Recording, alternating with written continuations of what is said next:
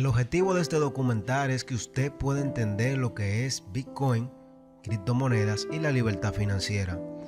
Pero antes, debe conocer exactamente lo que es dinero y de dónde proviene el sistema económico que tenemos hoy en día. Así que busque una tacita de café y póngase cómodo, porque lo que está a punto de escuchar le va a cambiar su punto de vista de lo que es el mundo en el que vivimos hoy en día. También ya en la parte final del video les voy a enseñar cómo pueden ganar sus primeras criptomonedas solamente por compartir este documental en sus redes sociales, Facebook, Twitter, entre otras.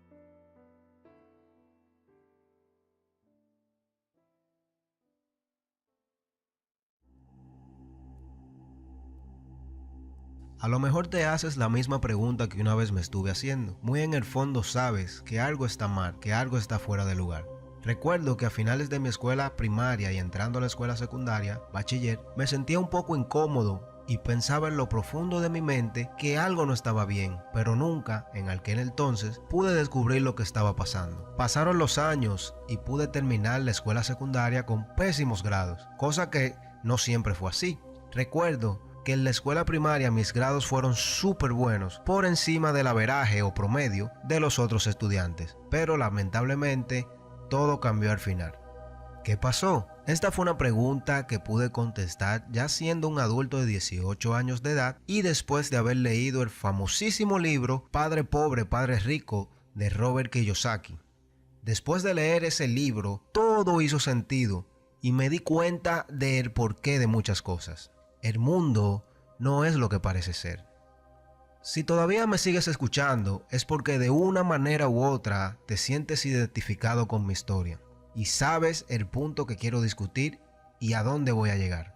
Pero no te preocupes, en el día de hoy no te voy a hablar ni de mí, ni de las escuelas, ni del monopolio que tienen las universidades, que ya sabemos todos que es un sistema diseñado para crear muchos empleados y pocos líderes. Educación, radio, televisión, salud y religión son otros temas que explicaré en otros videos, pero que van a la misma raíz del problema. En el día de hoy vas a aprender un poco más acerca de uno de los temas más polémicos, complicados, tabú, que a las escuelas, universidades y autoridades no les gusta mucho discutir, o mejor dicho, no te dan la información correcta y la hacen ver muy complicada para el ciudadano común.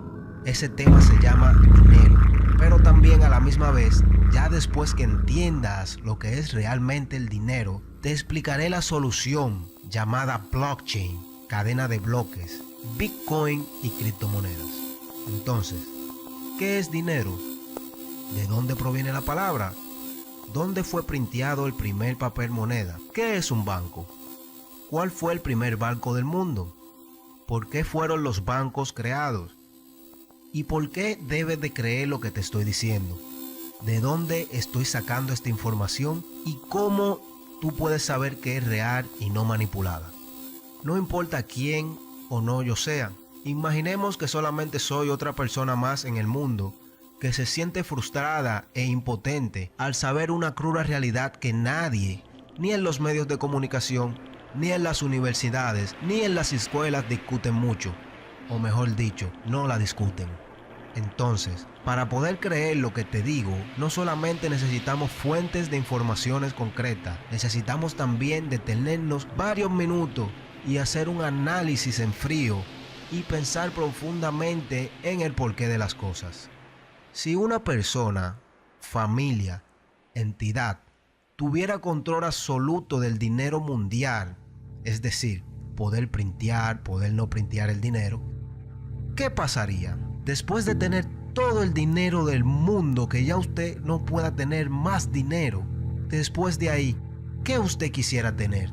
Vamos a poner en una balanza la información que en el día de hoy estoy compartiendo con ustedes y la información que las universidades, las escuelas y los medios de comunicaciones te enseñan. Al final del día, usted tendrá la última palabra. Bienvenidos a la cruda realidad sin censura. Dinero, el engaño más grande del mundo. El siglo de la esclavización moderna. Parte 1. ¿Qué es la Reserva Federal? La Fed. Hi, I'm Buck, your personal tour guide to the Federal Reserve. I'm here to introduce you to one of the most complex but effective institutions in the United States. But don't worry, I'll explain it all in plain English. Just beside me is a road map of where we're going. Together, we'll walk through the Federal Reserve System, literally. And along the way, I'll show you just what goes on around here and why it's important. By the end of this tour, you too will be able to explain the Federal Reserve in plain English. There is no other agency of government which can overrule actions that we take. En lo que tenemos de vida, siempre nos han dicho que economía es aburrida, es torpe, no vale la pena perder el tiempo en internet. Nos han mentido toda nuestra vida. Revoluciones, guerras, pobreza. Todo depende de la economía. Y toda la economía depende de un concepto clave: dinero. Dinero es el agua en la que nuestra vida navega. Es tanto así que lo llamamos currency, corriente en inglés. En español, moneda corriente. Fluye alrededor de todos nosotros, nos lleva a borda y ahoga a aquellos que no son cuidadosos. Lo usamos todos los días y casi todo tipo de transacción que hacemos. Nuestra vida entera la pasamos trabajando por él, preocupándonos por él, ahorrándolo, gastándolo, tocándolo. Define nuestro estatus social, compromete nuestros valores. Gente está dispuesta a morir, pelear y matar por él. ¿Pero qué es exactamente? ¿De dónde viene? ¿Cómo es creado? ¿Quién lo controla? Es notable que dado el valor central que tienen nuestras vidas, ni siquiera ni una sola persona en 100 pudiera contestar esas preguntas tan simples acerca del dinero. So if you were planning a family, you'd want to know where babies come from. Yeah. And this is a lot about banking. So let me ask you, where does money come from? Where does the money come from? Where does any The money? government prints it. It's printed off. Where does money come from? How is new money created? By labor. People work and produce wealth, and the money is supposed to match that wealth. Where does money come from? Well, I have a pretty different outlook on money. It actually comes from like trees, right? Pero ¿por qué esto es así de esa manera? ¿Cómo podemos ser tan ignorantes con un tema tan importante como este? Son simples preguntas básicas para niños, pero lo tomamos como que si fuera un chiste, una broma. Crecen en los árboles.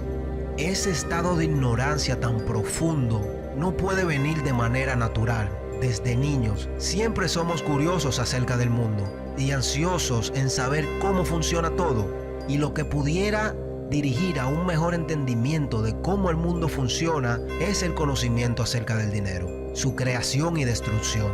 Sin embargo, discusiones relacionadas a este tema son fastidiosamente evitadas en nuestras escuelas y ignorados nuestra vida entera. Nuestra ignorancia monetaria es artificial, una nube de humo que ha sido creada a propósito para perpetrar, con la ayuda de un sistema súper complicado, una jerga económica indescifrable. Pero no requiere de un economista para entender la importancia del dinero. En lo profundo sabemos que las guerras, la pobreza, la violencia que vemos alrededor de nosotros está amarrada directamente al dinero. Es como un súper rompecabezas de miles de piezas esperando que venga alguien y lo resuelva. Y lo es así. Si agarramos todas esas piezas de rompecabezas y las unimos, podemos ver la imagen del Banco Federal, un banco central de América y el corazón del sistema bancario de USA o los Estados Unidos. A pesar de su importancia en la economía, relativamente algunos han escuchado de él y otros pocos todavía no saben lo que es, a pesar de los intentos de descripción del mismo banco. Our economy runs on a complex system of exchange of goods and services, in which money plays a key part. Coin, currency, savings, and checking accounts, the overall supply of money is managed by the Federal Reserve. Money is the medium through which economic exchanges take place, and money as a standard of value helps us to set prices for goods and services. The job of managing money, monetary policy, is to preserve the purchasing power of the dollar while ensuring that a sufficient amount of money is available to promote economic growth. The Federal Reserve also promotes the safety and soundness of the institutions where we do our banking. It ensures that the mechanisms by which we make payments, whether by cash, check, or electronic means, operate smoothly and efficiently. And in its fiscal role, acts as the banker for the United States government. Now, these duties comprise the major responsibilities of our central bank. Para poder entender en realidad lo que es el Banco Federal, primero debemos entender los orígenes de esta. Debemos desarmar el rompecabezas. La primera pieza del rompecabezas nos lleva a la Casa Blanca. Es aquí donde la acta del Banco Federal, entonces conocida como factura monetaria o ley monetaria, se firmó como ley después de haber pasado la Casa del Senado a finales de diciembre del 1913. El periódico The New York Times, Nochebuena del 1913, describió la escena festiva de esta manera. El espíritu navideño impregnó la reunión, mientras la ceremonia fue menos impresionante que la reunión de la firma del acta de tarifa Act of the Tariff en octubre 3, firmada en la misma habitación. Los espectadores estuvieron más entusiasmados y aprovecharon cada momento para aplaudir. Allá en la Casa Blanca, ese fatídico diciembre en la mañana, el presidente Wilson firmó lo que fue el último pergamino que pasaba el control de todo el dinero americano a un cartel, una ganga bien organizada de corruptos tan exitosos, tan astutos, tan ocultos que inclusive ahora, un siglo después, pocos conocen de su existencia y de los detalles de su operación. Pero esos detalles han sido abiertamente admitidos por décadas. Por supuesto, así mismo como nos han enseñado que la economía es aburrida, nos han enseñado también que esta historia es aburrida. De esta manera es que el Banco Federal nos lo cuenta. The United States was facing severe financial problems. At the turn of the century, most banks were issuing their own currency, called banknotes. The trouble was, currency that was good in one state was sometimes worthless in another. People began to lose confidence in their money, since it was only as sound as the bank that issued it. Fearful that their bank might go out of business, they rushed to exchange their banknotes for gold or silver.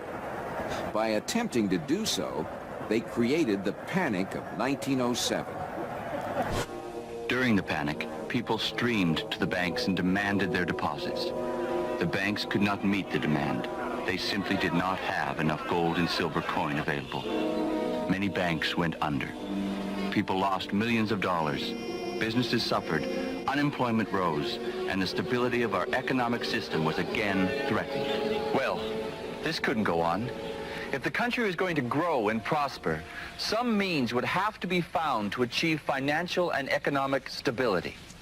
To prevent financial panics like the one in 1907, President Woodrow Wilson signed the Federal Reserve Act into law in 1913. Esta historia es como la cuentan ellos, los vencedores corruptos, una manera simple y mediocre, así parecida a la inversión del hula hoop y el zipper al principio del siglo XX. La realidad es que la historia de la reunión secreta que dio nacimiento a la acta del Banco Federal es tan excitante y tan dramática como cualquier película de Hollywood. Y a lo mejor del caso es que es una realidad. Agarramos la historia adecuadamente en la oscuridad de la noche de un noviembre 22 del 1910.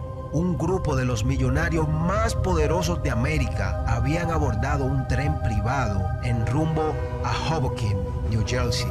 El carro negro que estaba esperando en la estación era del senador Nelson Aldrich, suegro del billonario heredero de la dinastía Rockefeller, John D. Rockefeller Jr., una figura central en lo que era el Comité de Finanzas del Senado, donde supervisaba las pólizas monetarias de la nación. Junto con él esa misma mañana estaba su secretario privado, Shelton, y el quien es el élite financiero del sistema bancario de la nación, A. Piatt Andrew, el asistente secretario del Tesoro, Frank Bartlett, presidente del Banco de la Ciudad de Nueva York, Henry P. Davidson, socio mayoritario de la compañía JP Morgan, Benjamin Strong Jr., un asociado de JP Morgan y el presidente de la firma de banqueros Cole y Paul Warburg, heredero de la familia bancaria Warburg y yerno de Solomon Lowe de la famosa firma de inversiones Kuhn Lowe & Company.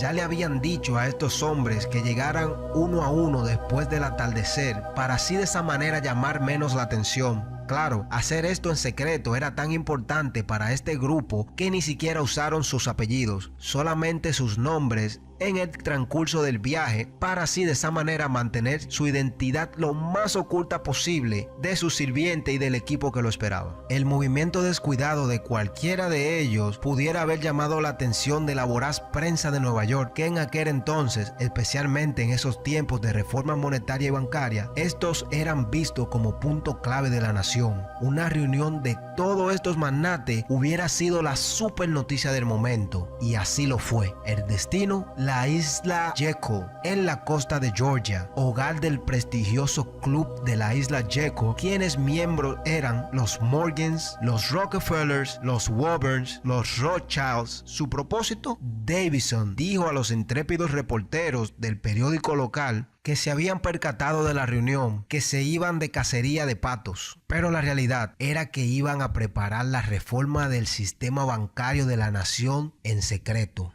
G. Edward Griffin, quien es el autor de uno de los libros más vendidos, La criatura de la isla Jekyll, dice de esta manera. What happened is that the banks decided that since there was going to be legislation anyway to control their industry, that they wouldn't just sit back and wait and see what happened and cross their fingers that it would be okay. They decided that to do what so many cartels do today, they decided to take the lead, and they would be the ones calling for regulations and reform. They like the word reform, and the American people are suckers for the word reform. You just put that into any corrupt piece of legislation, call it reform, and people say, oh, I'm all for reform, and so they vote for it or accept it. So that's what they were doing. They decided we will reform our own industry. In other words, we will create a cartel, and we will give the cartel the power of government. We'll take our cartel agreement so that we can self-regulate to our advantage, and we'll call it the Federal Reserve Act.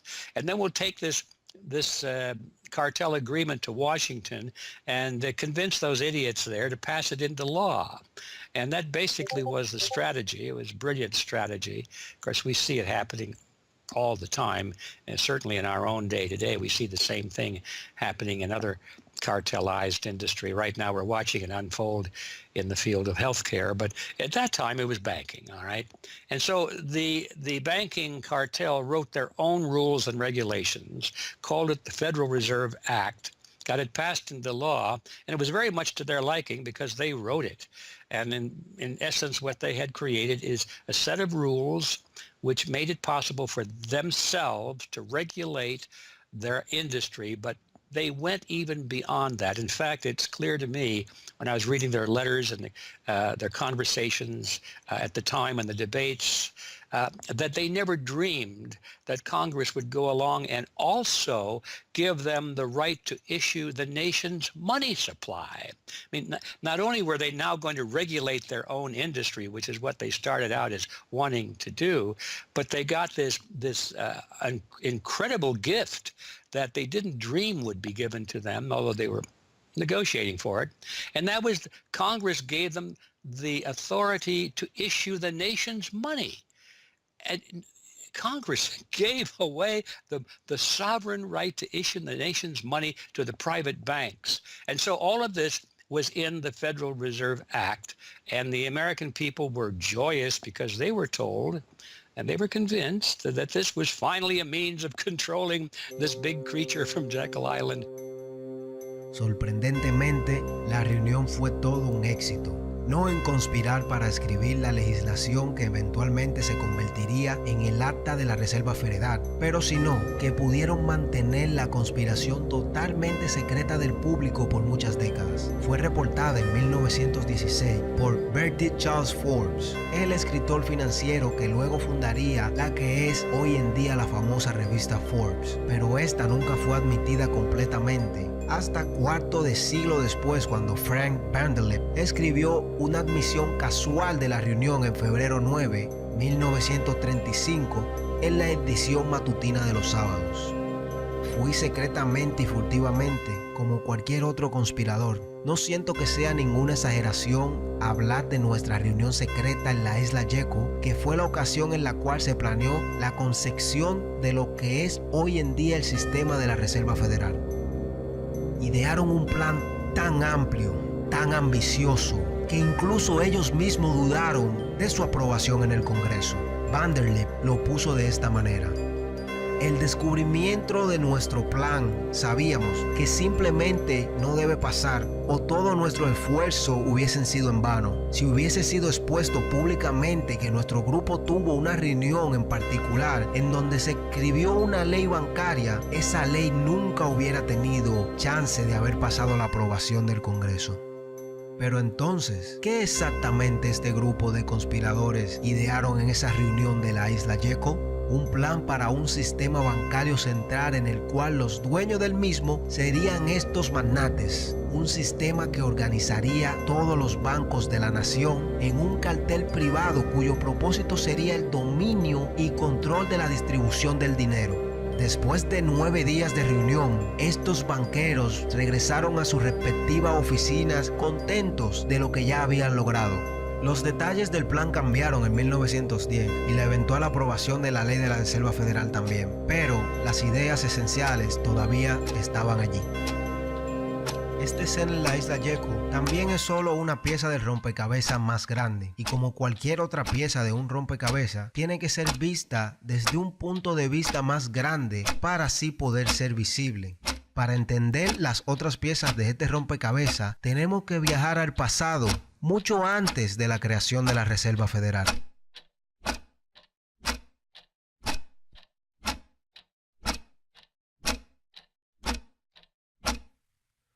Todo empieza a principios del siglo XVII en Europa, el 9º año de la furiosa guerra que se está ejecutando en todo el continente. Luis XIV de Francia se encuentra opuesto a gran parte del resto del continente por sus reivindicaciones territoriales y dinásticas.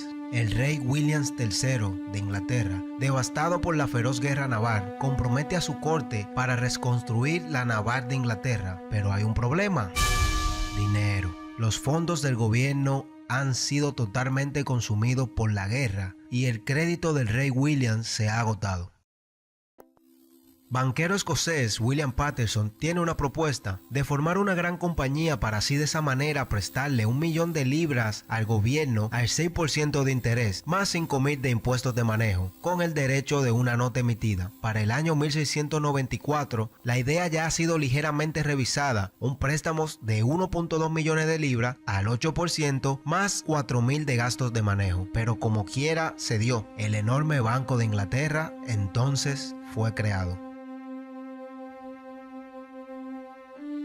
El nombre es una mentira cuidadosamente construida, diseñada para aparentar ser una entidad del gobierno, pero no lo es. Es un banco privado que le pertenece a inversionistas privados con beneficios privados, con el permiso del rey, que les permite a la misma vez printear el dinero público basado en nada, el cual después él mismo se distribuye a las masas. Lo que pasó aquí con el nacimiento del Banco de Inglaterra en el año 1694 es la creación de una plantilla o esquema que fue copiado de país en país alrededor de todo el mundo. Un banco privado con el control de poder printear dinero y prestarlo con interés al gobierno. Dinero que es printeado de la nada. Y la joya de la corona para los banqueros internacionales que crearon este tipo de sistema, el cual hoy en día es la casa de todo el poder económico del mundo, mejor conocida como los Estados Unidos. En muchos aspectos importantes, la historia de los Estados Unidos es la historia de la lucha del pueblo estadounidense contra los banqueros que desean controlar su dinero. En la década de 1780, con las colonias todavía luchando por la independencia en contra de la corona, los banqueros obtendrán su deseo. En 1781, los Estados Unidos están en crisis financiera. El Continental, moneda de papel emitida por el Congreso Continental para pagar la guerra, se ha derrumbado por la falsificación excesiva y la falsificación británica. Desesperado por encontrar una manera de financiar las etapas finales de la guerra, el Congreso se dirige a Robert Morris, un comerciante de la navegación rico que fue investigado por la especulación de la guerra solo 2 años antes. Ahora, como superintendente de finanzas de los Estados Unidos de 1781 a 1784, es considerado como el hombre más poderoso en América junto al general Washington. En su calidad de superintendentes de finanzas, Morris aboga por la creación de un banco central de propiedad privada, deliberadamente inspirado en el Banco de Inglaterra, que supuestamente esas mismas colonias estaban luchando en contra. El Congreso, acorralado en una esquina por las obligaciones de guerra y obligado a hacer negocios con los banqueros como el rey Williams, en la década de 1690, adquiere y autoriza al Banco de América del Norte como el primer banco central de la nación. Y exactamente como el Banco de Inglaterra entró en existencia prestando a la corona británica 1.2 millones de libras, el Banco de Norteamérica inició su actividad prestando 1.2 millones al Congreso. Para el final de la guerra, Morris ha caído de favor político y la moneda del Banco de Norteamérica no ha conseguido ganar la confianza del público escéptico. El Banco Nacional de América es rebajado de un banco central nacional a un banco comercial privado, fletado por el estado de Pensilvania. Pero todavía estos banqueros no se habían dado por vencidos. Antes de que la tinta quedara seca en la Constitución, un grupo dirigido por Alexander Hamilton ya está trabajando en el próximo banco de propiedad privada para los recién formados Estados Unidos de América. Tan descarado es este Hamilton que en el envío de esta agenda no hace ningún intento de esconder sus objetivos y tampoco el interés bancario de estos mismos. Dice, una deuda nacional, si no es excesiva, será para nosotros una bendición nacional, escribió en una carta a James Duane en 1781. Será un poderoso cemento de nuestra unión. También creará la necesidad de mantener la tributación en un grado que, sin ser opresivo, será un estímulo para la industria. La oposición a Hamilton y su sistema basado en la deuda para establecer la finanza de los Estados Unidos es feroz. Dirigido por Jefferson y Madison, los banqueros y su sistema de esclavitud financiera es llamada por lo que es una fuerza de destrucción. Thomas Jefferson escribió: el espíritu de guerra y de acusación, desde la teoría moderna de la perpetuación de la deuda, ha empapado la tierra de sangre y aplastado a sus habitantes bajo las cargas que se acumulan. Sin embargo, Hamilton sale victorioso. El primer banco de los Estados Unidos es fletado en 1791 y sigue el patrón del Banco de Inglaterra y del Banco de Norteamérica casi exactamente igual. Un banco central de propiedad privada con la autoridad de prestar dinero que crea de la nada al gobierno. De hecho, es la misma gente detrás del nuevo banco que estaban detrás del antiguo Banco de Norteamérica.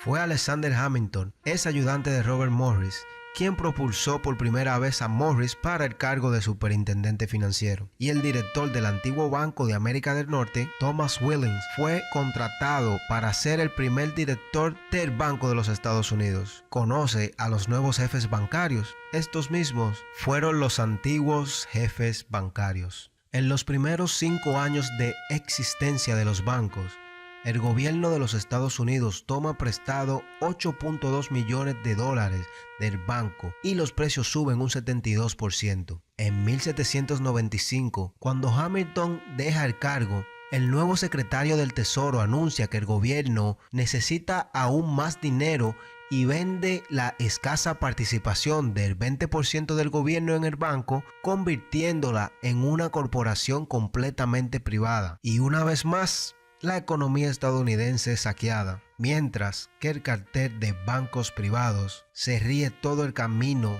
hacia el banco que ellos mismos crearon.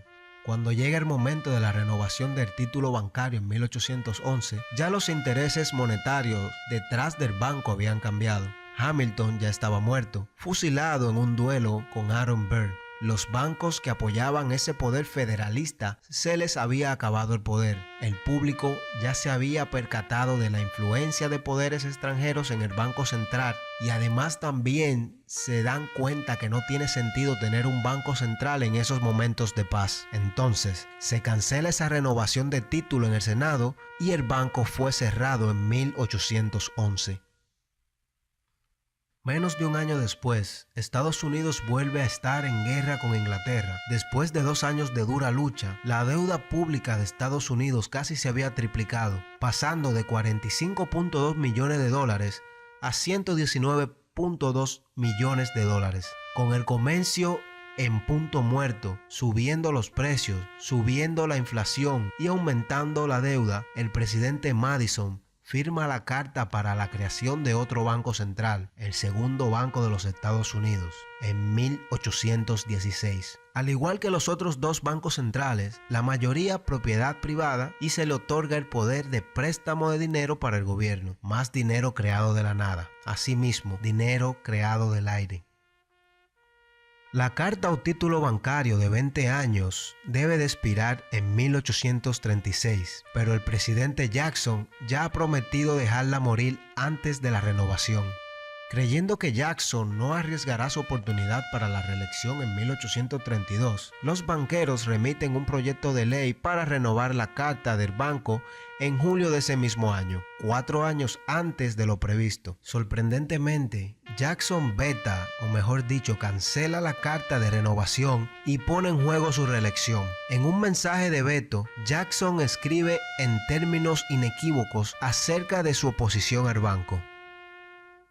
Cualquier interés o influencia, ya sea pública o privada, ha dado a luz a este acto. No puede encontrarse los deseos o necesidades del Departamento Ejecutivo por el cual la acción presente se es considerada prematura y las facultades conferidas a su agente no solo innecesarias, pero peligrosas para el gobierno y el país. Es de lamentar que los ricos y poderosos muchas veces doblen los actos del gobierno a sus propósitos egoístas. Si no ponemos de inmediato en justicia a los intereses conferidos por la legislación improcedente, hacer a nuestro gobierno lo que debería hacer, podemos al menos tomar posición contra todas las nuevas concesiones de monopolios y privilegios exclusivos, contra toda prostitución de nuestro gobierno al adelanto de los pocos a expensas de los muchos, y a favor de un compromiso y una reforma gradual en nuestro código de leyes y sistema de economía política. La gente se fue del lado de Jackson y es reelegido con el eslogan Jackson sin bancos. El presidente hace bien su promesa. En 1833 anuncia que el gobierno dejará de usar el banco y pagará su deuda. Los banqueros toman represalia en 1834, provocando una crisis financiera y tratando de culpar a Jackson, pero no sirve de nada. El 8 de enero de 1835, el presidente Jackson logra pagar la deuda por primera vez y única en la historia de los Estados Unidos. La cadena de la deuda de los banqueros es eliminada. En 1836, la segunda carta del Banco de los Estados Unidos expira y el banco pierde su condición de banco central. Son 77 años de que los banqueros puedan recuperar la joya en su corona, pero no es por falta de intentarlo. Inmediatamente después de la muerte del banco, los oligarcas bancarios de Inglaterra reaccionan por con Trading Trade, contrato de intercambio, removiendo capital de los Estados Unidos, exigiendo el pago en monedas fuertes para todas las exportaciones. Las monedas fuertes eran oro, plata, entre otras. Y el endurecimiento de crédito. Esto da lugar a una crisis financiera conocida como el pánico de 1837. Y una vez más, la campaña de Jackson para matar al banco es culpada de la crisis. A lo largo de finales del siglo XIX, Estados Unidos se ve sacudido por un gran pánico que ha sido especulado salvajemente por los bancarios. Al amanecer del siglo XX, el grueso del dinero en la economía estadounidense se ha centralizado en manos de una pequeña camarilla de magnates industriales, cada uno con un pequeño monopolio en cada sector económico.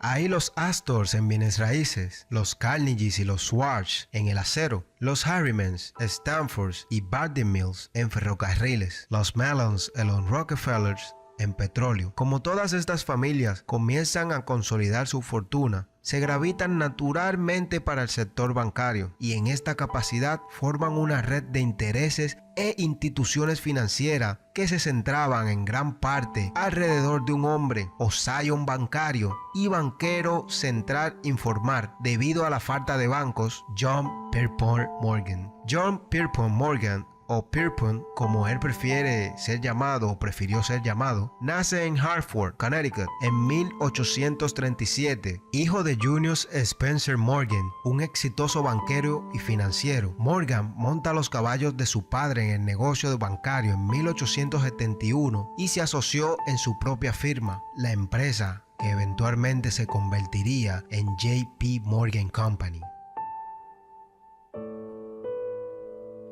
Es Morgan quien financia el ferrocarril central de Nueva York de Cornelius Vanderbilt. Es Morgan quien financia el lanzamiento de casi todas las grandes corporaciones del periodo, desde AT&T a General Electric hasta General Motors y DuPont. Es Morgan quien compra a Carnegie y crea la United States Steel Corporation, compañía de acero, la primera compañía de miles de millones de dólares de Estados Unidos. Es Morgan quien negocia un acuerdo con el presidente Grover Cleveland para salvar, entre comillas, la reserva de oro de la nación, vendiendo 62 millones de dólares de oro al tesoro a cambio de bonos del gobierno o bonos soberanos. Y es Morgan quien en 1907 pone en marcha la crisis que conduce a la creación de la Reserva Federal. En ese año, Morgan comienza a difundir rumores acerca de las precarias finanzas de Kinnerborough Trust Company, un competidor de Morgan y una de las mayores instituciones financieras de los Estados Unidos en ese momento. La crisis resultante, llamada el pánico de 1907, sacude el sistema financiero de los Estados Unidos. Morgan se presenta a sí mismo como un héroe, ofreciéndose audazmente para ayudar a alguno de esos bancos vacilantes y casas financieras para evitar el desplome de las mismas. Después de un retorcimiento de manos sobre la finanza de la nación, un comité del Congreso se reúne para investigar la confianza monetaria, entre comillas, los banqueros y financieros que llevaron la nación tan cerca de la ruina financiera y que ejercen tal poder sobre las finanzas de la nación. El público sigue el tema de cerca. Al final, un puñado de banqueros son identificados como actores clave en las operaciones del dinero fiduciario, incluyendo a Paul Weber, Benjamin Strong Jr. y J.P. Morgan. At the beginning of the 20th century, there was an investigation following the greatest of these financial panics, which was in 1907. And this investigation was on what was called the Money Trust, which found that three banking interests, J.P. Morgan, National City Bank, and the Citibank of New York, I believe it was, basically controlled the entire financial system. So three banks. And the public hatred towards these institutions was unprecedented. There was an overwhelming consensus in the country for establishing a central bank. But there were many different interests in pushing this, and everyone had sort of their own specific purpose behind advocating for a central bank. So to represent the most people, you had farmer interests, populists, progressives, who were advocating a central bank because they couldn't take the recurring panics, but they wanted government control of a central bank. They wanted it to be exclusively under the public control because they despised and feared the New York banks as wielding too much influence. So for them, a central bank would be a way to curb the power of these private financial interests. On the other hand, those same financial interests were advocating for a central bank to serve as a source of stability for their control of the system, also to act as a lender of last resort to them, and so that they would never have to face collapse, but also in order to exert more control through a central bank. The private New York banking community wanted a central bank under the exclusive control of them. There's a shocker. So you had all these various different interests which converged. Of course, the most influential happened to be the New York financial houses, which were more aligned with European financial houses than they were with any other element in American society. The main individual behind the founding of the Federal Reserve was Paul Warburg, who was a partner with Kuhn, Loeb and Company, European banking house. His brothers were prominent bankers in Germany at that time, and he had, of course, close connections with every major financial and really big industrial firm in the United States and most of those existing in Europe. And he was discussing all these ideas with his fellow compatriots in advocating for a central bank. In 1910, Warburg got the support of a senator named Senator Aldrich, whose family later married into the Rockefeller family. Again, I'm sure just a coincidence, but Aldrich invited Warburg and a number of other bankers to a private secret meeting on Jekyll Island, just off the coast of Georgia, where they met in 1910 to discuss the construction of a central bank in the United States, but one which, of course, would be owned and serve the interests of the private bankers. Aldrich then, in 1911, presented this as the Aldrich Plan or the Aldrich Bill in the U.S. Congress, and it was actually voted out. El público, sospechoso de las conexiones bancarias del senador Aldrich, finalmente rechazan el plan Aldrich de la cabina del Jekyll Island. Sin embargo, la camarilla no se rinde, simplemente revisan y cambian el nombre de su plan, dándole un nuevo rostro público, el del representante Carter Glass y el del senador Robert Owen. Al final, el movimiento de dinero fiduciario que estaba detrás del pánico de 1907 utiliza la indignación del público contra ellos para completar su consolidación del control sobre el sistema bancario. La recién ley es renombrada el Acta de la Reserva Federal, la Fed, el 23 de diciembre y comienza su operación el próximo año.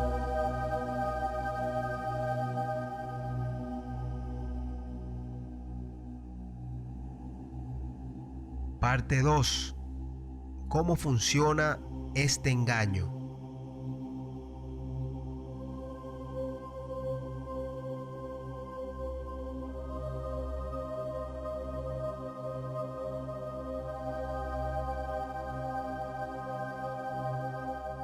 Entonces, ¿cómo funciona el sistema de la Reserva Federal?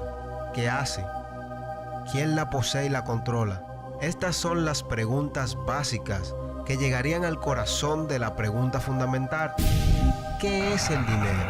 Y por eso la respuesta a estas preguntas ha estado envuelta en una jerga económica impenetrable. Incluso la propia propaganda educativa de la Reserva Federal, que tiene una tendencia hacia la animación cursi, tiene un tiempo difícil de resumir la misión de la Fed y las responsabilidades de esta. Según lo que dice la Fed, to achieve these goals, the Fed, then and now, combines centralized national authority through the Board of Governors, remember that on the map, with a healthy dose of regional independence through the reserve banks. A third entity, the Federal Open Market Committee, brings together the expertise of the first two in setting the nation's monetary policy. ¿A quién exactamente todo este cuento de hadas para niños está dirigido? Se nos enseña a pensar en el dinero como los trozos de papel impresos en prensas gubernamentales o monedas acuñadas por la Casa de Monedas del gobierno. Si bien esto es parcialmente cierto, en este día y edad, los billetes y monedas reales que circulan en la economía representan solo una pequeña fracción del dinero en existencia.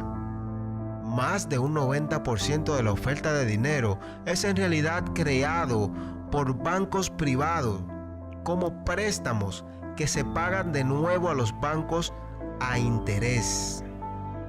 Aunque este hecho simple es oscurecido por los magos de Wall Street y los dioses del dinero que quieren hacer el proceso de creación del mismo en algún arte especial de alquimia cuidadosamente supervisado por el gobierno, la verdad no está oculta al público, está ahí.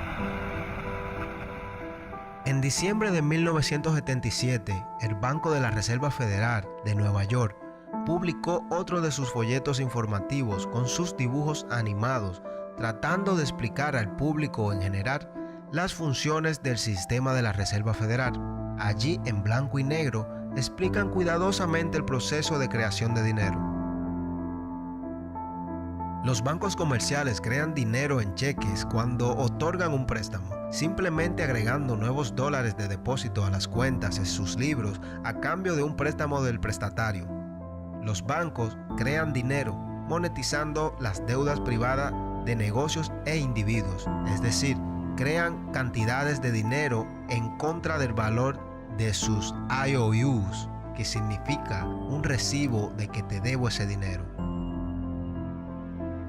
Allí está la gran mayoría del dinero en la economía, el dinero del talonario de cheques, entre comillas, en nuestras cuentas en el banco y que usamos en nuestra transferencia electrónica y pagos digitales, es creado no por una imprenta gubernamental, pero por el propio banco. Se crea a partir del aire como deuda, debida de nuevo al banco que lo creó en el interés. Esto significa que los préstamos bancarios no son dinero tomado de otros depositantes ni depósitos bancarios, sino dinero nuevo simplemente conjurado en existencia y colocado en su cuenta. Y el banco es capaz de crear mucho más dinero que tiene, dinero en efectivo para respaldar esos depósitos.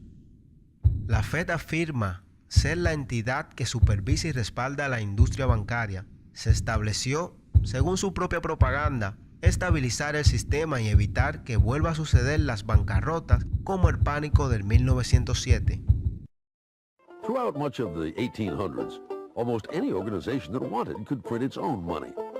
As a result, many states, banks, and even one New York druggist did just that. In fact, at one time, there were over 30,000 different varieties of currency in circulation. Imagine the confusion. Not only were there multitudes of currencies, some were redeemable in gold and silver, others were backed by bonds issued by regional governments.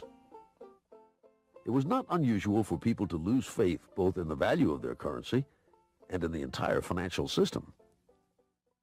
With many people trying to withdraw their deposits at once, sometimes the banks didn't have enough money on hand to pay their depositors. Then, when the funds ran out, the banks suspended payment temporarily, and some even closed. People lost their entire savings, and sometimes regional economies suffered.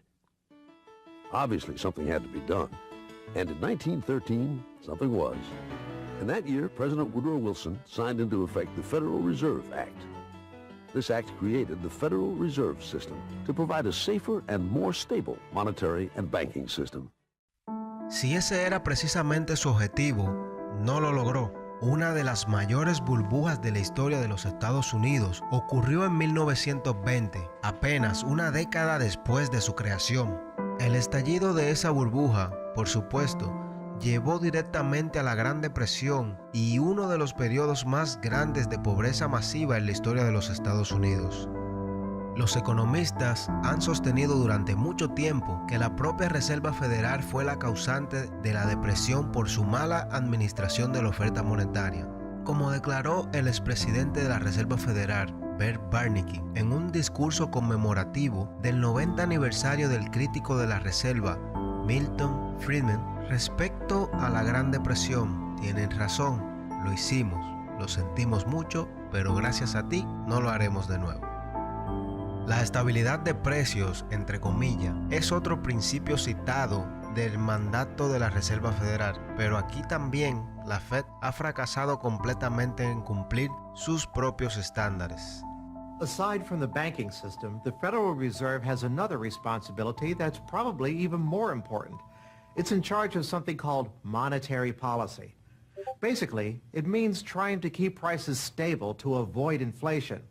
Say you buy a CD today for $14, but what if next year the price of the CD jumped to $20 or $50? Not because of a change in supply or demand, but because all prices were going up. That's inflation. There are a lot of different causes of inflation, but one of the most important is too much money. The Fed can adjust the money supply by injecting money into the system electronically or by withdrawing money from the economy. Think of it. The Federal Reserve has the ability to create money and make it disappear.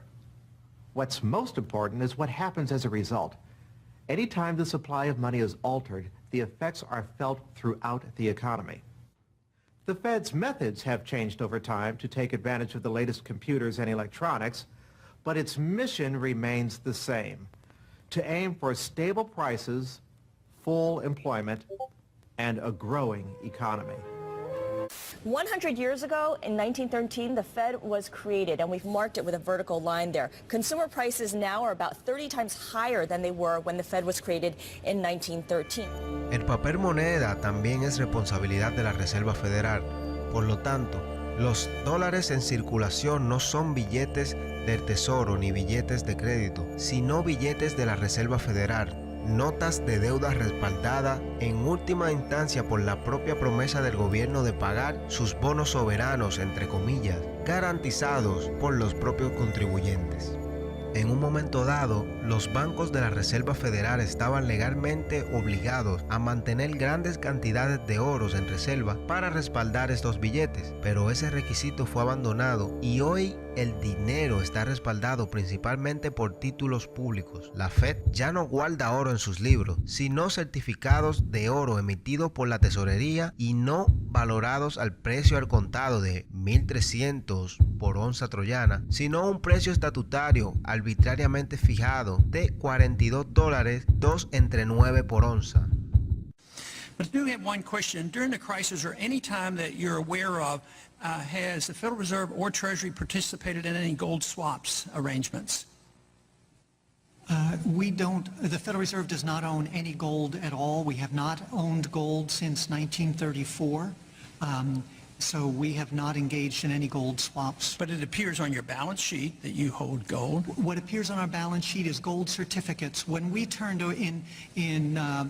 before 1934, the Federal Reserve did own gold. We turned that over by law to the Treasury and received in return for that gold certificate. If the Treasury entered into, because under the Exchange Stabilization Fund, I would assume they probably have the legal authority to do it. They wouldn't be able to do it then because you have the securities for essentially all the gold? No, we have no interest in the gold that is owned by the Treasury. We have simply an accounting document that is called gold certificates that represents the value at a statutory rate and still that we gave to the Treasury in 1930. And still measured at $42 an ounce, which makes no sense whatsoever. Claramente hay una discrepancia entre lo que nos lleva a creer que está motivando a la Fed y lo que realmente hacen. Para entender lo que la Reserva Federal tiene que hacer, primero es importante entender que la Reserva Federal no es un banco, pero sino un sistema. Este sistema codifica, institucionaliza, supervisa y subyace una forma de banca denominada banca de reserva fraccional, en la cual los bancos pueden prestar más dinero de lo que realmente tienen en sus bóvedas. The whole process starts, the process of decay and corruption starts with something called fractional reserve banking. That's the technical name for it. And what that really means is that as the banking institution developed over several centuries, starting, of course, in Europe, it developed the practice of legalizing a certain dishonest accounting procedure. In other words, in the very, very beginning, if you want to go all the way back, people would bring their gold or silver to the banks for safekeeping. And they say, give us a paper receipt. And we don't want to guard our silver and our gold because, you know, people could come in the middle of the night and they could kill us or tie us up and threaten us, and they'll get our gold and silver. So we can't really guard it. We'll take it to the bank and have them guard it. And we just want a paper receipt so that we can take the receipt back and get our gold anytime we want. And so in the beginning, you know, money was receipt money. They could then, instead of changing or exchanging the gold coins, they could exchange the receipts, and people would accept the receipts just as well as the gold, knowing they could get the gold. And so these paper receipts being circulated were, in essence, the very first examples of paper money. Well, the banks learned early on that game that here they were sitting on this pile of gold and all these paper receipts out there. People weren't bringing the receipts in anymore. Very few of them, maybe 5%, maybe 7% of the people would bring in their paper receipts and ask for the gold. So they said, why don't we just sort of give more receipts out than we have gold? They'll never know because we only are asked at the best 7% of it, so we can create more receipts for gold than we have, and we can collect interest on that because we'll loan that into the economy and we'll charge interest on this money that we don't really have.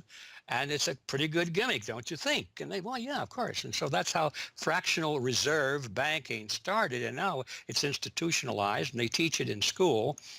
No one ever questions the integrity of it or the ethics of it. They say, well, that's the way banking works. And isn't it wonderful that we now have this flexible currency and we have prosperity and all of this sort of thing? So it all starts with this concept of fractional reserve banking. The trouble is with that is it works most of the time, but every once in a while, there are a few ripples that come along that are a little bit bigger than the other ripples, and maybe one of them is a wave, and more than 7% will come in and ask for their gold.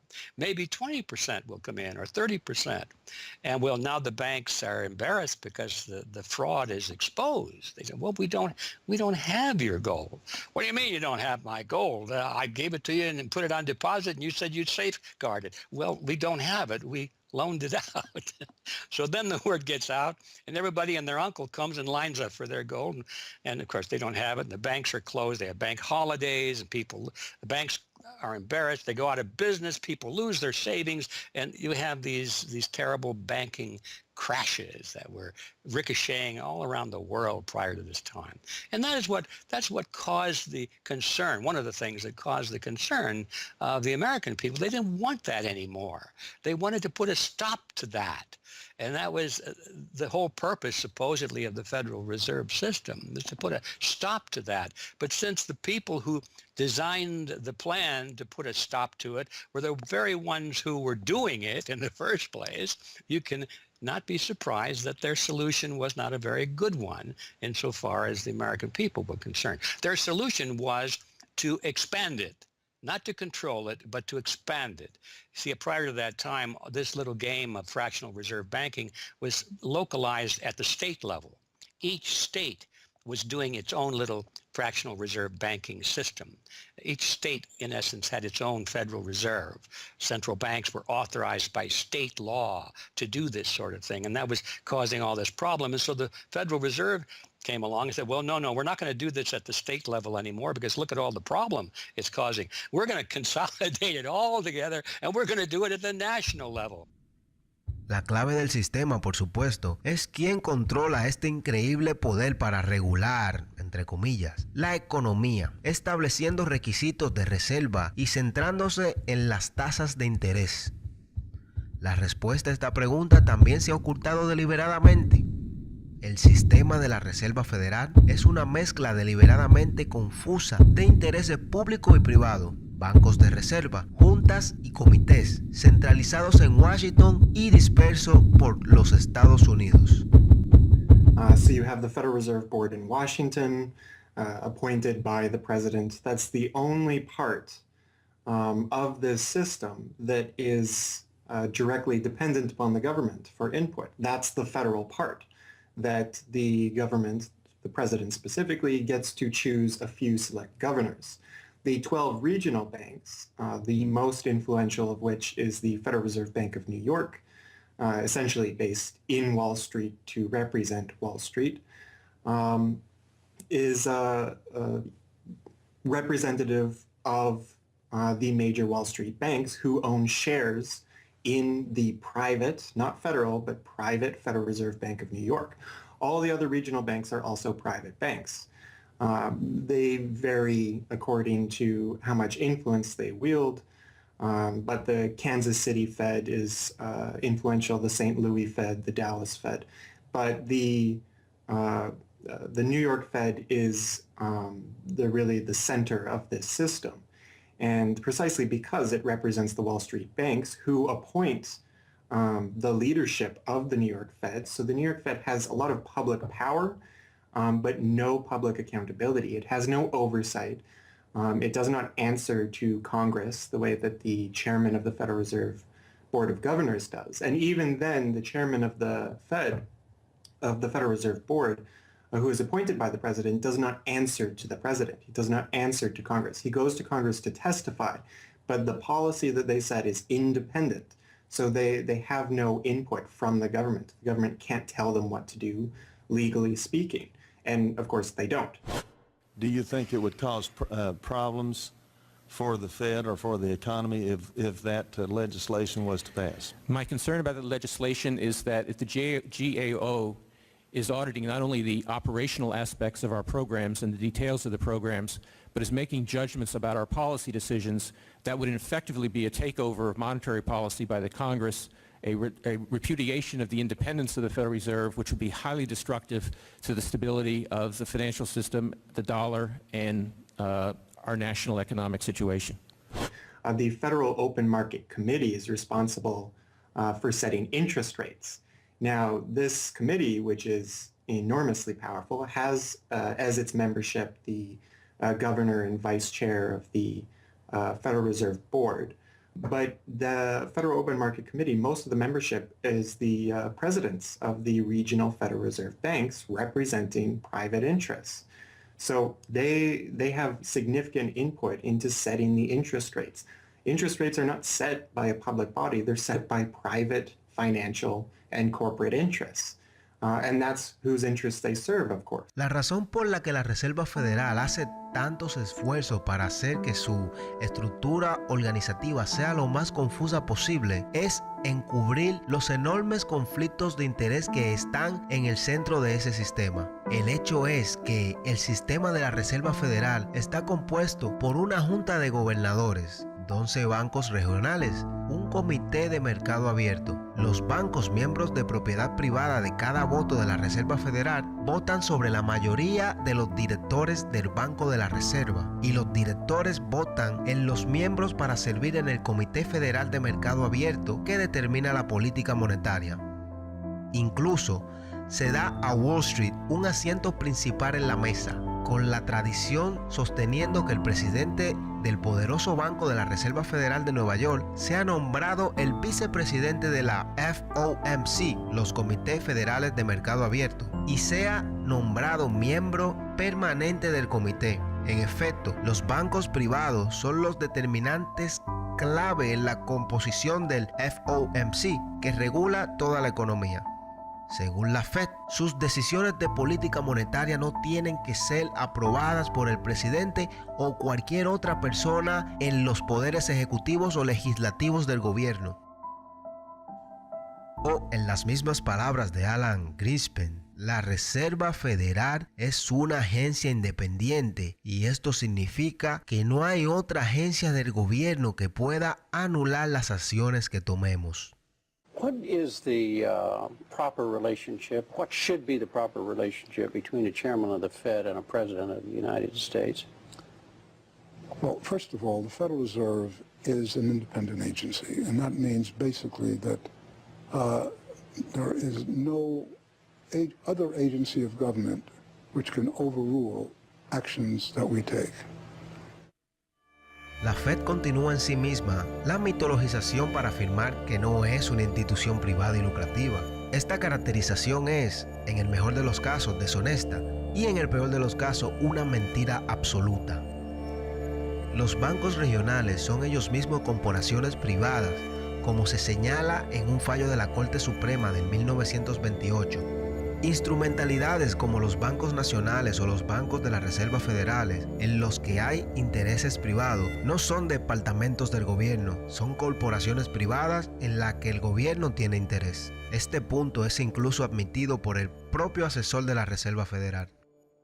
Our regulations do specify overall terms for the lending, but the day-to-day operation of the banking activities are conducted by the Federal Reserve banks. They are banks, and indeed they do lend, and they do interact they're their with own depositors. agency then, essentially, They are not in that agencies, regard. yes. They're not agencies, Your Honor. They're persons under FOIA. Each Federal Reserve Bank, the stock is owned by the member banks in the district, 100% privately held. They have private boards of directors. Majority of those boards are appointed by the independent banks, private banks in the district. They are not agencies. Estas corporaciones privadas emiten acciones que están en manos de los miembros que conforman el sistema, convirtiendo a los bancarios en los últimos propietarios de los bancos de la Reserva Federal. Aunque las ganancias de la Fed son devueltas al Tesoro cada año, las acciones de los bancos, miembros de la Fed, les ganan un 6% de dividendo. Según la Fed, la naturaleza fija de estos rendimientos significa que no se mantienen con fines de lucro. A pesar de la naturaleza deshonesta de esta descripción, es importante entender que los banqueros que poseen la Reserva Federal, de hecho, no hacen su dinero directamente de la Reserva Federal. En cambio, los beneficios son mucho menos obvios y mucho más insidiosos. La forma más sencilla de entender esto es que, como lo demuestra un siglo de historia y el ejemplo específico de la última crisis financiera, la Fed fue utilizada como un vehículo para rescatar a los miembros banqueros que poseen los bancos de la Fed, en el ejemplo más obvio de conciliación fascista inimaginable. Have enriched themselves as a result of institutional speculation on a large scale, as well as manipulation of the market. And secondly, what they have done is that they have then gone to their governments and said, well, we are now in a very difficult situation and you need to lend us, you need to give us money so that we can retain the stability of the financial system. And who actually lends the money or brokers the public debt? The same financial institutions which are the recipients of the bailout, okay? And so what you have is a circular process. It's a diabolical process. You're lending money, you're not lending money. You're handing money to the large financial institutions, and then this is leading up to a mounting public debt in the trillions, okay? And then you say to the financial institutions, we need to establish a new set of treasury bills and government bonds, etc., which of course are sold to the public, but they are always brokered through the financial institutions, which establish their viability and so on and so forth. And the financial institutions will probably buy part of this public debt. So that in effect what the government is doing is financing its own indebtedness through the bailouts. It hands money to the banks, but to hand the money to the banks, it becomes indebted to those same financial institutions, and then it says, well, we now have to emit large amounts of public debt. Please, can you help us? And then the banks will say, well, your books are not quite in order. And then the government will say, well, obviously they're not in order because we've just handed you $1.4 trillion of bailout money, and we're now in a very difficult situation, so we need to borrow money from the people who are, in fact, the recipients of the bailout. So this is really what we're dealing with. We're dealing with a circular process. La crisis del 2008 y subsiguientes rescates bancarios son simplemente los ejemplos más recientes y descarados de los conflictos fundamentales de interés en el corazón del sistema bancario central privado de los Estados Unidos. Cabe mencionar que después de esta crisis se crea el Bitcoin. Comenzando con el colapso de Lehman Bros. Septiembre de ese año, la Reserva Federal se embarcó en un programa sin precedente de rescate y servicios especiales de cero interés para los mismos bancos que habían causado la crisis de la hipoteca en primer lugar.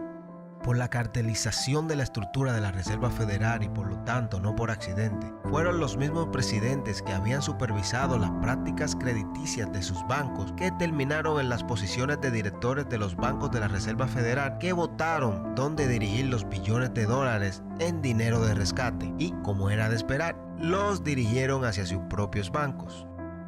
Un impresionante informe de la Oficina de Responsabilidad del Gobierno de 2011 examinó 16 trillones de servicios de rescates extendidos por la Fed a raíz de la crisis y expuso numerosos ejemplos de flagrantes conflictos de interés. Jeffrey Immelt, director ejecutivo de General Electric, actuó como director en el Consejo de la Reserva Federal en Nueva York, al mismo tiempo que la Fed proporcionó 16 millones de dólares de financiamiento a General Electric. Por su parte, el presidente ejecutivo de JP Morgan Chase, Jamie Dimon, también fue miembro de la Junta Directiva de la Fed de Nueva York durante el periodo que vio 391 mil millones en préstamos de emergencia de la Fed dirigidos a su propio banco. En total, los miembros de la Junta Directiva de la Reserva Federal estaban vinculados a 4 billones de dólares en préstamos a sus propios bancos. Estos fondos no fueron utilizados simplemente para mantener estos bancos a flote, pero en realidad para devolver a estos bancos conectados a la Fed un periodo de ganancia récord en el mismo periodo que el trabajador promedio vio disminuir sus salarios reales y la economía en la calle desplomada. Entonces el presidente de la Reserva Federal, Ben Bernanke, se enfrentó a estos conflictos de interés por el senador Bernie Sanders. Sanders, tras la publicación del informe de la GAO en junio de 2012, dice de esta manera: This is not something the Federal Reserve created. This is in the statute.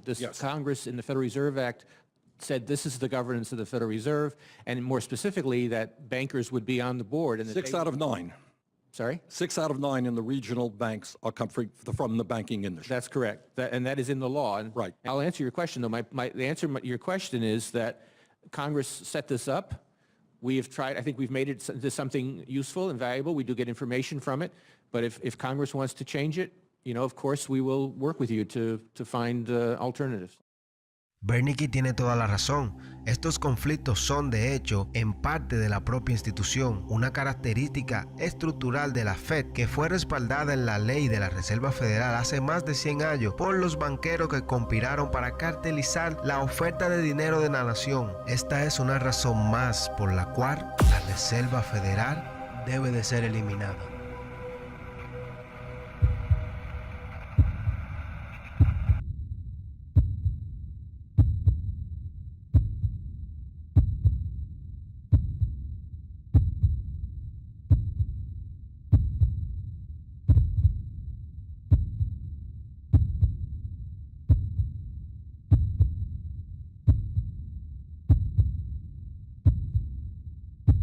Parte 3. Acabar con la Fed.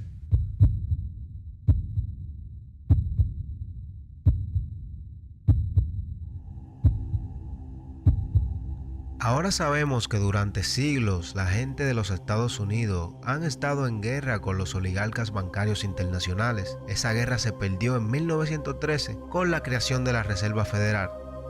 Con la aprobación de la Ley de Reserva Federal, el presidente Woodrow Wilson condenó a la población estadounidense a un siglo en el que la oferta monetaria misma dependió de los caprichos de la cabala bancaria. Un siglo de auges y bustos, burbujas y depresiones ha llevado a una redistribución mayorista de la riqueza hacia aquellos que están en lo más alto del sistema.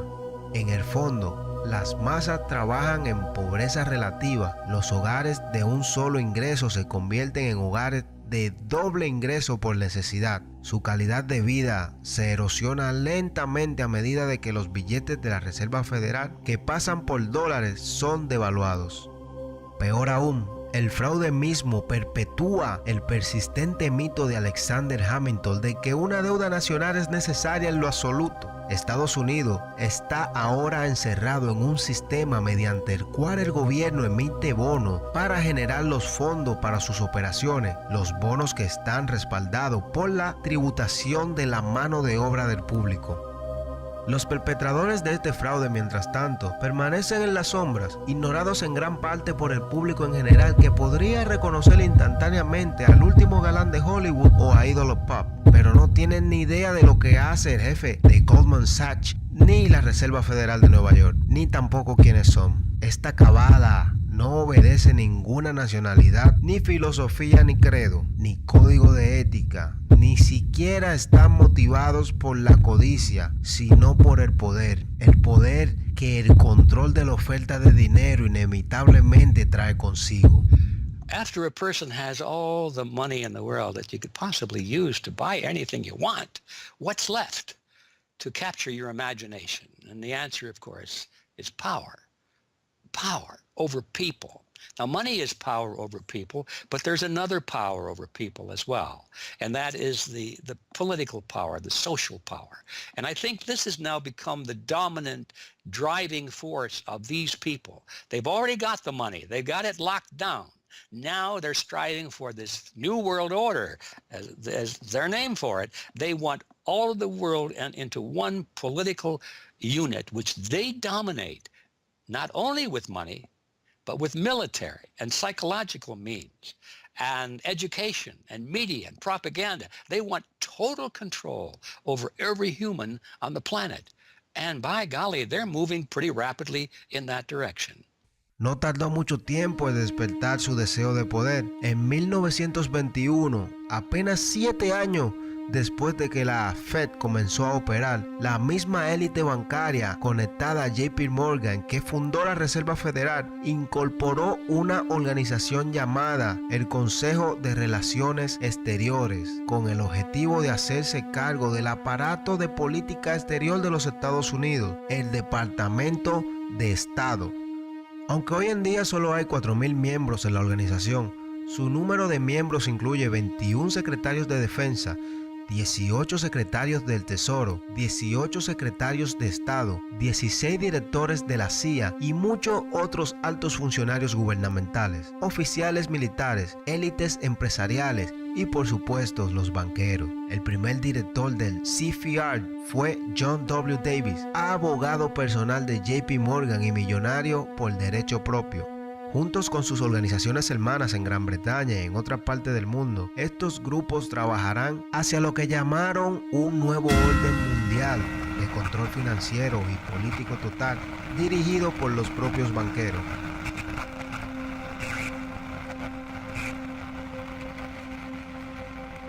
Los poderes del capitalismo financiero tenían un objetivo de largo alcance, nada menos que crear un sistema mundial de control financiero en manos privadas capaz de dominar el sistema político de cada país y la economía del mundo en conjunto.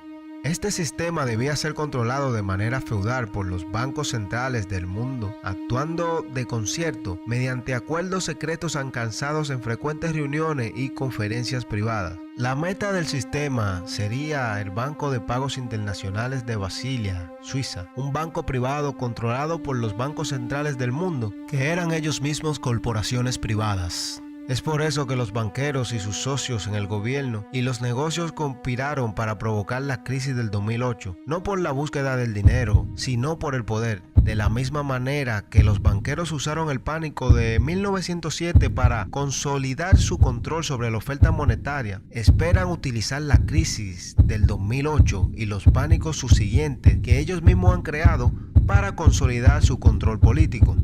Global financial crisis has been expanded from G7 to G20 because the leading 7 developed countries cannot solve the crisis alone.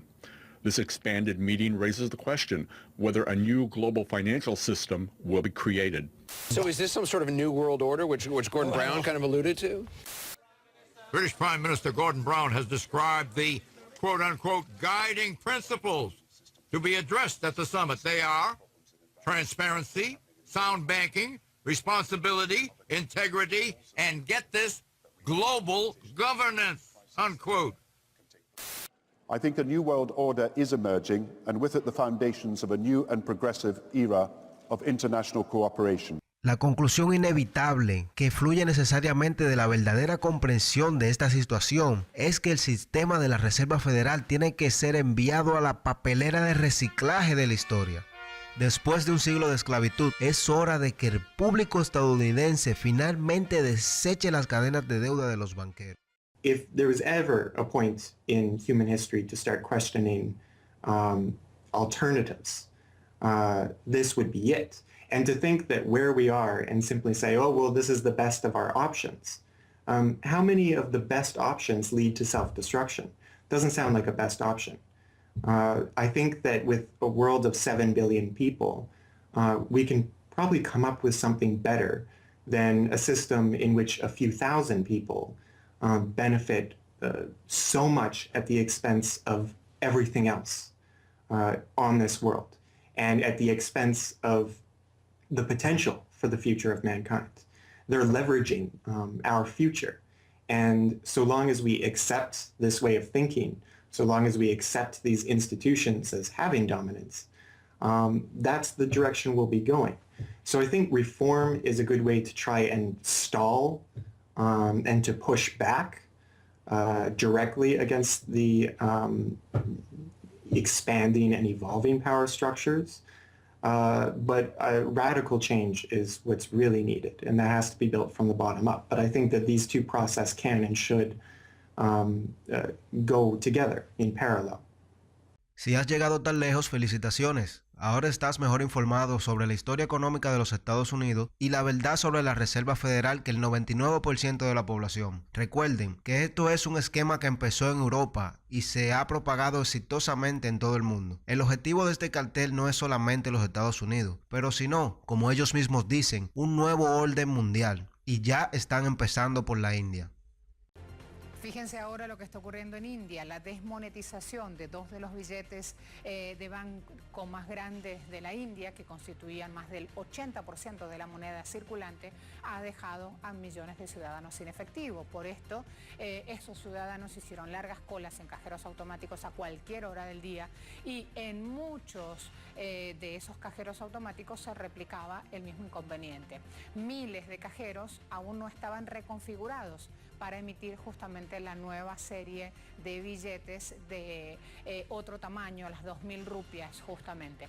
Si bien el gobierno anunció hoy mismo nuevas medidas justamente para paliar toda esta situación que ha generado furia a ese punto entre los ciudadanos, el gobierno, si bien ha anunciado estas medidas para aliviar lo que se llama la crisis de liquidez, aún se dan situaciones como las siguientes.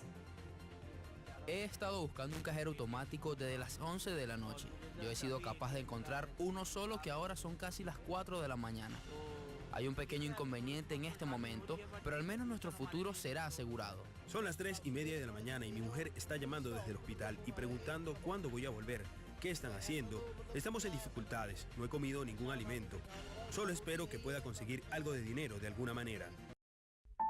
¿Qué usted cree que pasaría si no existiera dinero cash o efectivo? ¿Qué usted cree que pasaría si dependiéramos solamente de dinero digital controlado por un grupo de corruptos? Una vez que aprendemos de esta estafa, muchas personas se motivan para hacer algo al respecto, como es el caso aquí en dinerosconopciones.com. Estaremos trabajando fuertemente en este tipo de videos documentales para así de esa manera poder ayudar y seguir ayudando a las personas a despertar de la fantasía que nos han estado vendiendo desde hace mucho tiempo. Esta es la naturaleza viral de la verdad suprimida. Un ejemplo es que ya han surgido muchos movimientos para abolir a la Reserva Federal, como es este caso en Europa. I started this movement because I realized that the Federal Reserve Act, in my opinion, is one of the most worst laws in the whole world. So a private banking company is lending America the money, and in my opinion, America is not any more democratic. The Federal Reserve tells the government what to do, and that's a problem. It's a very big problem, especially in the U.S. Why is it a global issue, and why are people doing it here in Germany? Because when you realize that this finance system, it's a global system. You have to go to the really beginning of the system. And in my opinion, it's also the World Bank and the International Fund of Currencies and stuff like this. But at the beginning of all this is a law from 1913. Woodrow Wilson signed it. And this is the beginning of all this hardcore capitalism we are suffering right now from. And the only way to stop this is maybe to break this law. Los movimientos para abolir la Reserva Federal han surgido en Europa, donde las protestas contra el sistema bancario central están ocurriendo en más de 100 ciudades, atrayendo a más de 20,000 personas semanalmente. Pero si este floreciente movimiento para terminar con la Fed y el sistema económico como lo conocemos tuviera éxito, ¿qué sistema propone la gente como propuesta? Algunos argumentan por un retorno a las raíces coloniales de América, el dinero libre de deudas emitido por los bancos estatales, señalando al Banco de Dakota del Norte como un modelo ya exitoso de funcionamiento de este enfoque. We've had two banking systems ever since the 1860s, with the state bank system and the federal bank system. And the federal bank system are the big Wall Street banks, particularly. They dominate the federal system. So they're taking over right now. I mean, in California, we don't even have any local banks where I am. They're now. We had two, and I had accounts in both of them, and they're now, one of them is Chase Bank, and the other is U.S. Bank. So they're both big Wall Street banks now. They've been taken over. So if you can it's the local banks that have an interest in serving the local business. The big banks have no interest in making loans to local business. It's too risky. Why should they bother? They've got this virtually free money they can get from the Fed and from each other. And it's much more lucrative to them either to speculate in commodities or other things abroad, or what works very well for them is to buy long-term government bonds at 3%, because these have no capital requirement. The capital requirement for government bonds are zero. So they can buy all of those that they want. Whereas if they buy, let's say, mortgages, or if they make loans for mortgages, or they make loans to businesses, then they have to worry about their capital requirement. And as soon as they've used up all their capital, in other words, $8 of capital will get you $100 of loans, then they can't make any more loans. They have to wait for 30 years till those loans get paid off.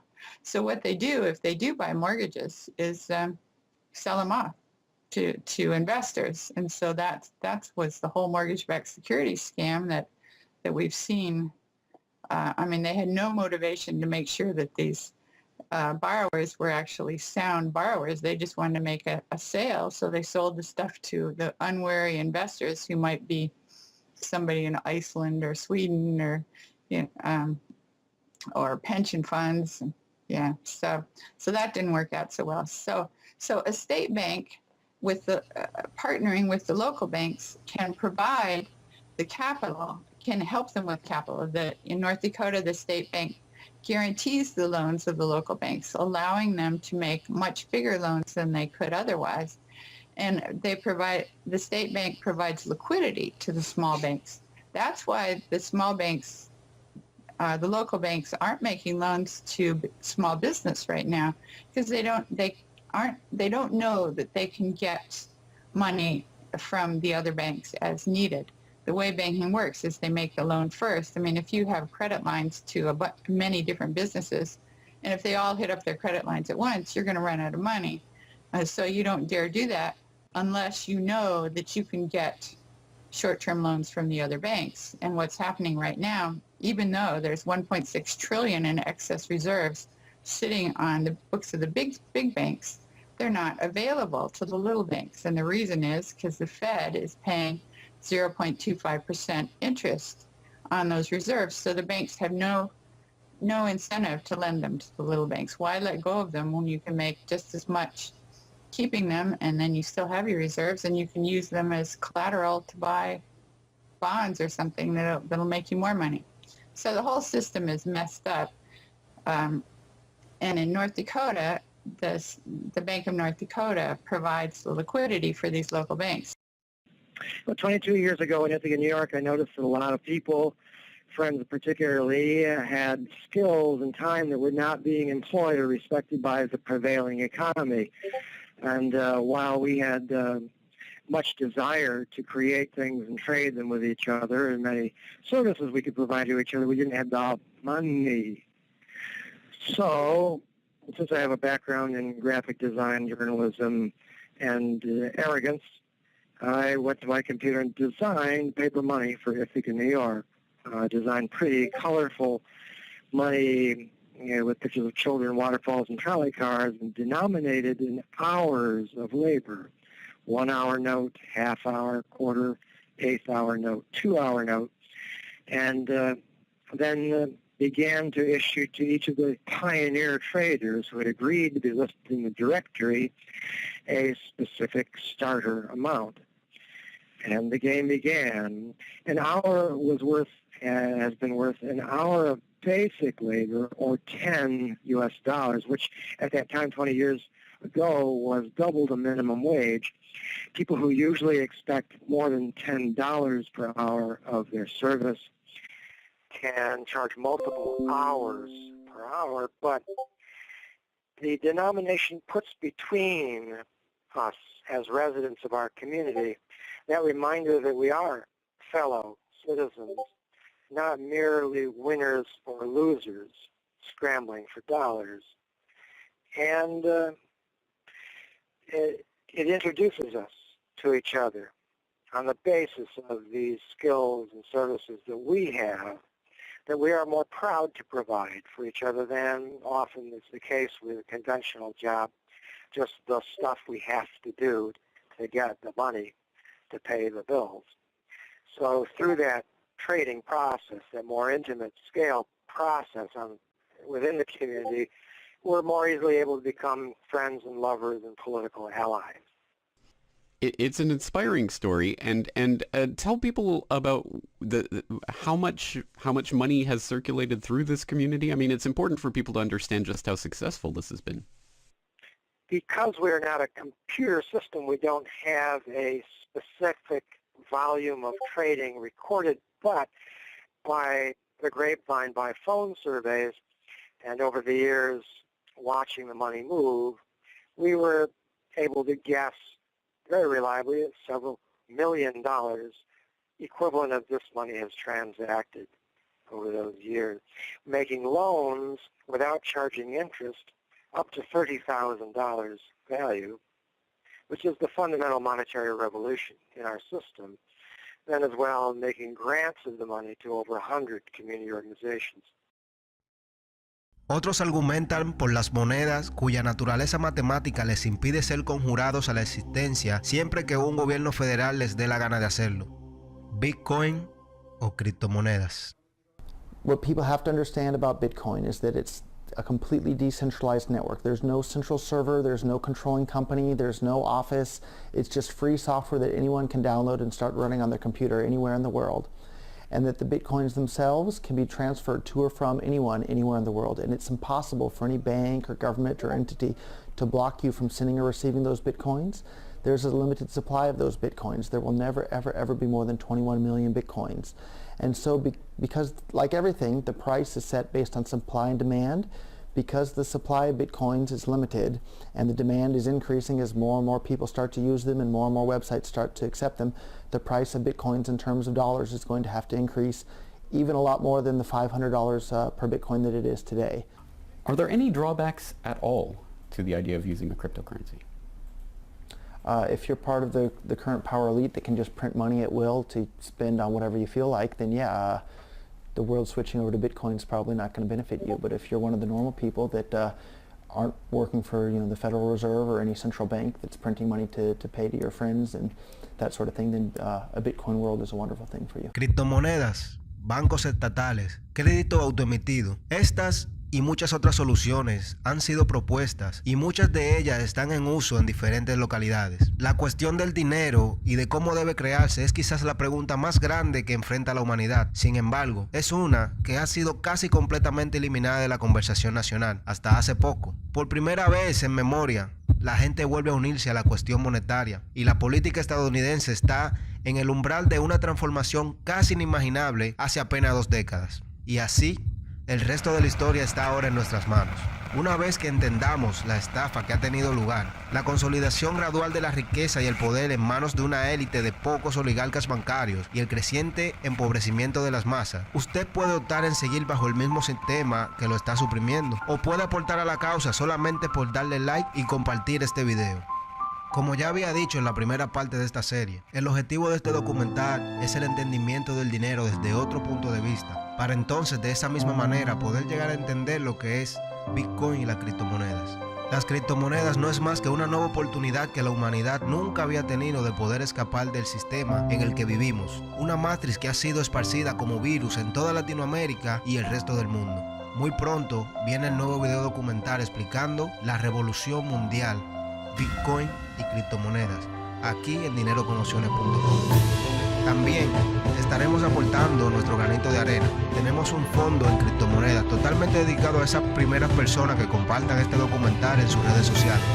Cuando comparte este documental en su cuenta de Facebook, Twitter, le mandaremos cierta cantidad de criptomonedas a su wallet, monedero digital. Haremos las entregas de la moneda live para transparencia de las mismas. De esta forma, estaremos incentivando a la población a integrarse más a este nuevo ecosistema.